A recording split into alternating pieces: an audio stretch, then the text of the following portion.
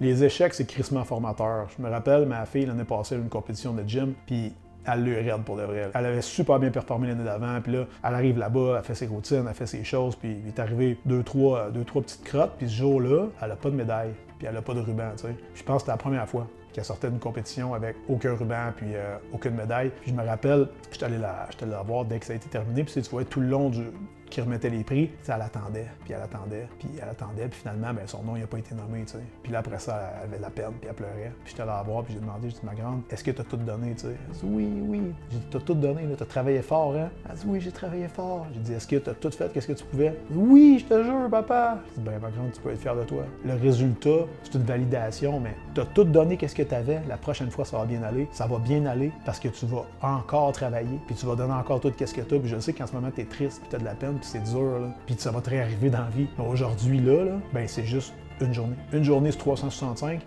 ça vaut ce que ça vaut, tu sais, sur le long terme. Là. Puis la prochaine fois, tu vas revenir, puis tu vas en avoir une médaille. Si tu travailles assez fort, parce qu'il va falloir que tu continues à travailler, tu sais. Puis elle était de retour dans le gym la semaine d'après. Puis la prochaine compétition ensuite, ben, elle a gagné une médaille de bronze en poutre. Puis là, elle était fière d'elle, là, tu sais, elle était fière, là. Puis j'ai dit après, j'ai dit, oublie pas, ma grande. Tu te rappelles-tu la compétition l'année passée que tu n'avais rien gagné? Elle dit, oui, je me rappelle. Mais là, tu vois, aujourd'hui, tu as une médaille, puis ça vient valider tes efforts. Mais la fois d'avant, tu avais tout donné. Elle me dit, oui, j'avais tout donné. Mais tu vois, tu as tout donné l'autre jour, tu n'as pas été pris, tu n'as pas lâché. Aujourd'hui, tu as tout donné, puis tu as une médaille.